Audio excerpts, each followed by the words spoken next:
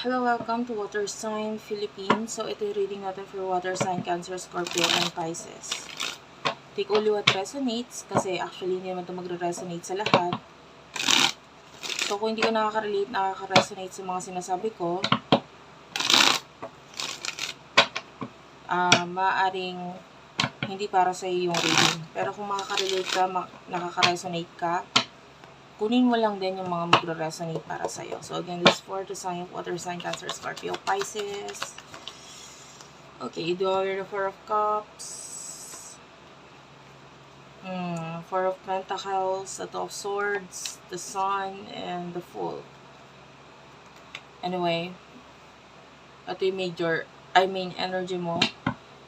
Tapos, kunin natin yung energy ng person na kakonect mo.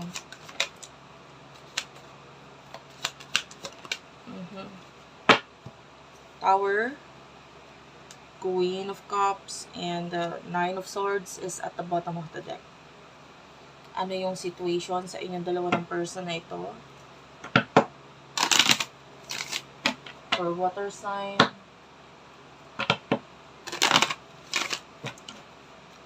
Sitwasyon sa inyo ng person na ito.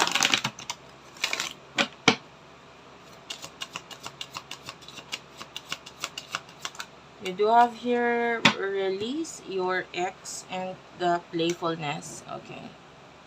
Yung iba sa inyo, this could be an ex or a person in the past or pwede namang hanggang ngayon, nandito pa rin itong taong ito sa buhay mo. Okay. The way I see this with the Four of Cups, parang ngayon parang kini-question mo na kung masaya ka pa ba dito sa taong to, or the way I see this kasi, especially kung ikaw ito, no, na nagfo-focus ka sa pag-iipon or money related matter, you know.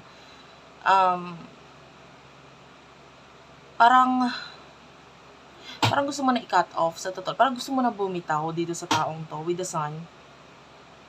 You know. Maaaring minsan inisip mo na siya yung taong makakapagpasaya sa'yo. May mga pumigil sa'yo may mga nagpigil sa'yo or nagsabi sa'yo na wag.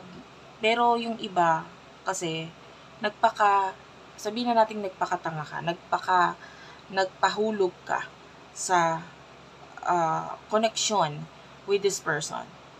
And now, hindi ka na sigurado kung gusto mo pa talaga tong sitwasyon mo, gusto mo pa talaga tong taong to. Kasi the way I see this, you want to be happy. And pwedeng yung happiness na yon hindi na ngayon na ibibigay ng person na ito. Okay? You're thinking about yourself. And, hindi mo gusto yung nakikita mo ngayon. Honestly. Ikaw yan. Kausapin mo yung sarili mo. Gusto mo pa ba yung nakikita mo sa sarili mo? Gusto mo pa ba yung buhay kung nasaan ka? Kumbaga kung halimbawa ikaw ay kaibigan ng sarili mo, anong may i-advise mo sa sarili mo? The way I say this, you don't like what you are in right now or where you are in right now. Hindi mo gusto. No? You're not happy. And although you are the sun, the way I see this, you are the sun. You shine. Maraming nakakapansin sa'yo, maraming improvement sa'yo, maraming positive na nangyayari sa'yo, but there is something in your life na parang hindi ka masaya, hindi ka kontento. Okay? And I feel like kahit may mga pumigil sa'yo, once na nakapag-decide ka, talagang ipipilit mo tong decision na to. Because this is what you want. This is what you want in life. And, you know, pagdating sa person na ito, the Tower is here. So, pwedeng sabi ko nga, this could be an ex or someone na parang gusto mong i-end na yung connection ninyo. With the Queen of Cups, pwedeng minahal or mahal mo tong taong to. And with the Eight of Cups, pero parang wala siyang pakialam sa connection or sa future. Pwedeng sa future. Especially with the Nine of Swords, pwedeng nagkakaroon ng problema either sa'yo or sa inyo, sa relasyon ninyo, or sa kanya mismo. Okay? Pwedeng, eto, dalawa lang yan Pwedeng wala siyang pakialam sa future ninyo, or wala siyang pakialam sa sarili niya. Bagay hindi niya inaayos ang sarili niya. Dapat ayusin niya sarili niya di ba? Kasi kung gusto niya ng future sa inyo, magsimula muna yun sa sarili niya. Ayusin niya ang sarili niya. Ano nakikita natin. And, anyway, ano yung emotion nyo sa isa't isa? Ng taong ito. For water sign, anong emotion nyo para sa isa't isa? You do have here the 8 of Pentacles, the Page of Pentacles, and the Ace of Pentacles. Emosyon ninyo sa isa't isa.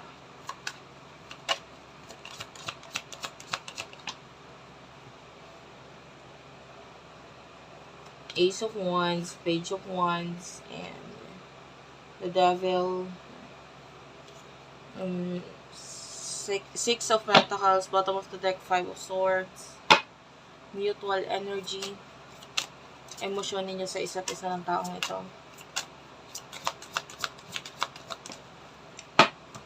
Bottom of the deck, you do have your worth waiting for. Okay, both of you are trying to, magmalinis dito sa connection. Pareho kayo nagmamalinis. Kung may relasyon pa kayo, maybe both of you are trying to please each other. Diba? Pwedeng may mga sinasabi ka or may mga pinapakita ka sa kanya na para mag-work out yung connection or yung relationship ninyo. The 8 of Pentacles, you're busy, you're focusing on money. Page of Pentacles, may mga bagay kang gusto ibigay sa sarili mo. You're concentrating sa new beginning with the Ace of Pentacles. You're working hard sa sarili mo. You are focusing on abundance. Sabihin na natin ganon. Person na ito, I can see 6 of Pentacles. I feel like may mga naitutulong ka sa kanya. In a way, pwedeng na ma-manipulate ka nitong person na ito pag the way na magsalita siya or makipag-usap siya sa'yo. The Ace of Wands, gusto ka ng person na ito dahil napapakinabangan ka niya, may nakukuha siya, may naibibigay ka, may naitutulong ka. Especially if you're dealing with someone who is broke. Pag sinabi kong broke talaga, pwedeng sa'yo siya nakaasa. So, of course, gusto ka niya dahil may naibibigay ka, may naipoprovide ka sa kanya. Passion is here. And I can see that there's a lot of sexual connection sa inyong dalawa.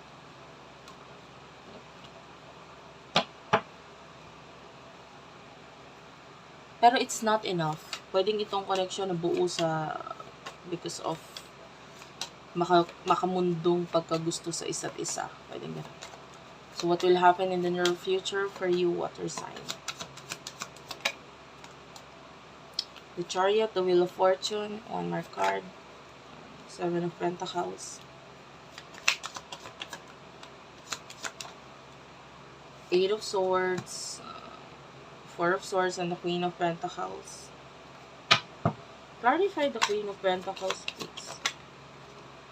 Queen of Swords, the Magician, and the 3 of Wands. In the near future, para sa inyong dalawa. I feel like in the near future, may mga madidiscover siya or ikaw dito sa connection nito, and it's something na hindi mo ini-expect. Okay. And bottom of the deck is the deception. Someone is wearing a false self-mask in this relationship. So, isa sa inyo ang hindi na nagiging totoo at in the future, continues yung hindi pagiging totoo.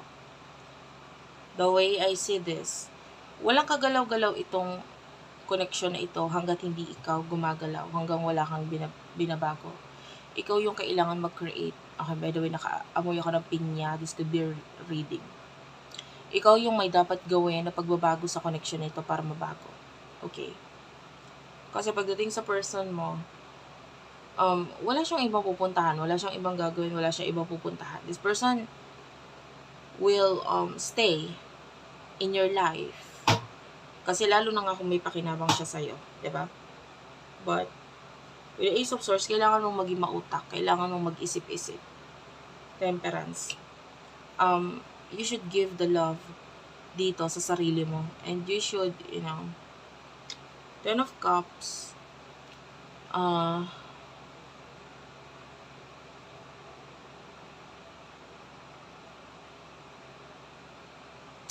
try mong mag-imagine, like, habang nakaupo ka, ano yung future na gusto mo? Diba? And paano mo ma-achieve yung future na yun? Kasi ikaw lang naman na nakakaalam ng advice na dapat ibigay sa sarili mo for now eh. No?